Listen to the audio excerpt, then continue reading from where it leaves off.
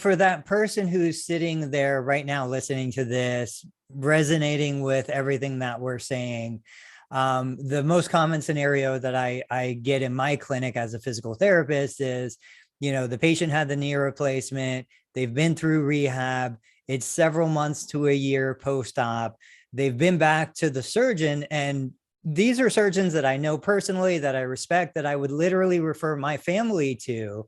And the surgeon has really done everything that they can do. The imaging all comes back negative for any kind of problems. Some of them will even have done the blood work to clear the person to say there's no sign of infection, there's no sign of an immune response or reaction. When would you tell the person sitting at home, okay, it's time to take the next step? You can't just sit there and let this fester because it's affecting the rest of your life. Many times they're not sleeping well. They're having a psychosocial response to this. They're frustrated. They're grumpy. These are normally happy-go-lucky people. So what would you tell that person to say, my surgeon has said there's nothing else they can do? What are their options? Where do they go? Who do they talk to? When do they make the decision to come see somebody like you? Yeah. So if all of that's been ruled out, then certainly then you start having to look at, well, are there other causes, such as one of the very common things that I see is like an anserine bursitis that, is still present even after a total knee that can get warm, swollen, painful, and we actually target that as a source. And typically, if that's what it is, then you treat it, treat the anserine bursa and it can go away. And then you look at, is there a quad tendonitis? Is there just a continued thickened synovium that can happen after a knee replacement? Because all the synovium isn't removed, it's still present, and you may end up having to do some different medications to try to calm that down. One of the things that we don't ever do is actually inject into a total joint. And so, we're very careful in terms of putting any medicine where a total joint has been.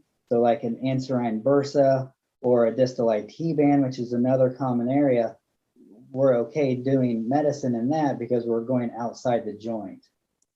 And so let's talk about that, because I do receive a lot of referrals for patients. And during the examination in my office, we determine the pes anserine bursa is just tender to the touch, painful, or we look at the IT band, or they've been told by another provider that they do have some tendinopathy or tendonitis going on. So what are some of the treatment options beyond physical therapy that you could provide in the office on, either a single visit basis, or if it's something that somebody would have to come back? The pes anserine bursitis, I recorded and published a video not too long ago specifically about that, because it seems like not enough people were educated on it. And I would love for them to hear what you can do from a conservative perspective in the office. Yeah, so if it's like an anserine bursa, I can see that on ultrasound and I'll just target it, that office visit, with an injection, usually of cortisone, and it takes it away pretty quickly. Like Is that something that would all be done in the same visit? Like first time you see the patient, you determine that's what it is and you could deliver treatment in a single session, or would they have to come back? No, it's done in the same visit. Okay. Yeah, it's always done in the same visit. It doesn't take very long to do, and it's usually so gratifying when it's that region and you inject it and they walk out of the office like, oh my gosh, I have no pain. So it's something, that we do immediately. And is that something that you find responds to a single injection and then it wipes it out and it doesn't return? The majority of the time, yeah, single injection takes care of it. Okay. And what about a Baker's cyst? A Baker's cyst has been a common topic these days in my clinic. What are some of the things that you have kind of in your bag of tricks that you would be able to use and help people with that? Yeah, so this is one of the more frustrating things that we see, because I will actually get referrals from all sorts of different orthopedic surgeons dealing with Baker's cyst. And so one of the things I'll do in the office is, under ultrasound, I'll drain it, and I'll actually, then I will put a little medicine in around that Baker's cyst to try to prevent it from coming back. But I will say it's one of the more frustrating things, because the Baker's cyst can sometimes reoccur no matter what you do. And, it's usually supposed to go away after you have a total knee replacement, but in about 5% of the cases, it does not. And Wow. it is one of those where it doesn't respond as well as we would like. Right. Right.